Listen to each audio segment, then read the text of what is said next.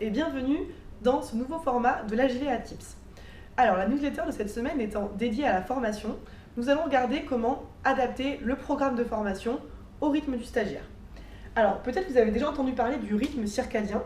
Alors ça nous vient du latin circa pour autour et dies pour le jour. C'est donc le rythme biologique d'une durée d'environ 24 heures. On voit qu'à 19 h, on est à notre sommet de la vigilance, à notre sommet de l'attention. Puis, notre attention, notre vigilance va baisser pour arriver au creux à 3 h du matin, l'heure où en général on dort. Ensuite, notre vigilance va remonter jusqu'à son pic à 9 h. Dans l'après-midi, elle va rebaisser pour arriver dans un creux ici à 15 h, pour remonter finalement dans la soirée à 19 h. Alors, comment on peut utiliser cette information pour le programme de formation ? Alors, si on regarde la matinée, par exemple, on voit que le pic est à 9 h. On va donc préférer commencer la formation plutôt vers 8 h, 8 h30 qu'à 9 h. Parce que si on commence la formation à 9 h, le temps de s'installer, de parler, on aura déjà perdu le top de la vigilance de nos stagiaires. Donc on va donc préférer commencer vers 8 h, 8 h30. Une autre information qui est importante quand on regarde cela, c'est que les messages théoriques, on va plutôt les faire passer sur la matinée que sur l'après-midi parce que le stagiaire sera plus apte à retenir cette information.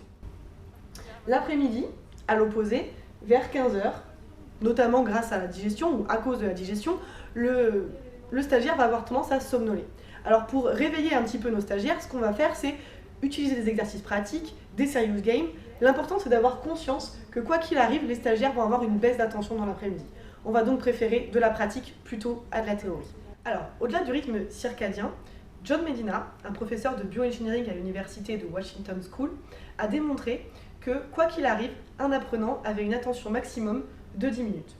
Alors, c'est important de prendre cette information en compte dans la conception de la formation parce que toutes les 10 minutes, il va falloir rééveiller nos stagiaires.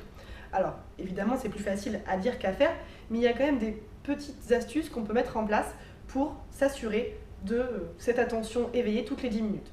Alors, ça peut être en apportant de nouveaux concepts, par exemple. Ça peut être aussi en changeant le mode présentation, question, avec le stagiaire. On va essayer de les impliquer à une certaine fréquence. Ce qui est aussi possible de faire, c'est de ne pas rester sur un support écrit, mais d'utiliser des vidéos, des sons, même des musiques. Voilà, ce genre de choses, ça va permettre d'éveiller l'attention du stagiaire. Alors voilà, en conclusion, les modes d'éveil de nos stagiaires sont très nombreux. Il faut savoir les utiliser, ils sont à notre disposition. Et puis, il faut aussi se rappeler du rythme circadien du stagiaire et le prendre en compte dans la conception de la formation. Et les formations n'en seront que plus agréables et pour le formateur et pour le stagiaire.